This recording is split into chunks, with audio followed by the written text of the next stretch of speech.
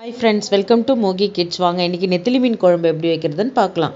அதுக்கு 2 நெல்லிக்காய் சைஸ் புளி தண்ணி கரைச்சி வச்சுருக்கிறேன். தேவைக்கேற்ப உப்பு போட்டுக்கலாம். ஒரு தக்காளி பழத்தை எடுத்து நல்லா கையால் பிசைஞ்சு விட்டுருங்க.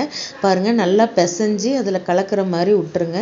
விட்ட பிறகு வீட்டு மிளகாத்தூள் ஒரு 2 ஸ்பூன் எடுத்து போட்டுக்கலாம். தனி மிளகாத்தூள் 1 ஸ்பூன் போட்டுக்கலாம். போட்டு நல்லா அதையும் கலக்கி விடுங்க. நல்லா கலக்கி விட்ட பிறகு கேஸ் ஆன் பண்ணிவிட்டு ஒரு சட்டி வச்சுக்கோங்க. சட்டி வச்ச பிறகு நல்லெண்ணெய் ஊற்றிக்கோங்க. 2 ஸ்பூன் வடகம் போட்டு நல்லா வதக்கி விட்டுட்டு வெங்காயம், பூண்டு, கருவேப்பிலை போட்டு அதையும் நல்லா வதக்கி விடுங்க. அது நல்லா வதங்கின பிறகு நம்ம கலக்கி வச்சிருக்கிற புளி தண்ணி, தக்காளி எல்லாத்தையும் ஊற்றி நல்லா மூடி வச்சிருங்க. நல்லா கொதித்து சுண்டி வரட்டும் குழம்பு. பாருங்கள், நான் நெத்திலி மீன் கழுவி வச்சுருக்கேன். எடுத்து நல்லா குழம்பு சுண்டின பிறகு அதை போட்டு ஒரு 5 நிமிஷம் போதும். ஏன்னா நெத்திலி மீன் டக்குன்னு வெந்துடும். அவ்வளோதான், சூப்பரான நெத்திலி மீன் குழம்பு ரெடி ஆயிடுச்சு. பாருங்கள், அவ்வளோதான். இந்த வீடியோ பிடிச்சிருந்தா லைக் பண்ணுங்கள், ஷேர் பண்ணுங்கள், கண்டிப்பாக சப்ஸ்கிரைப் பண்ணிவிடுங்க. தேங்க்ஸ்.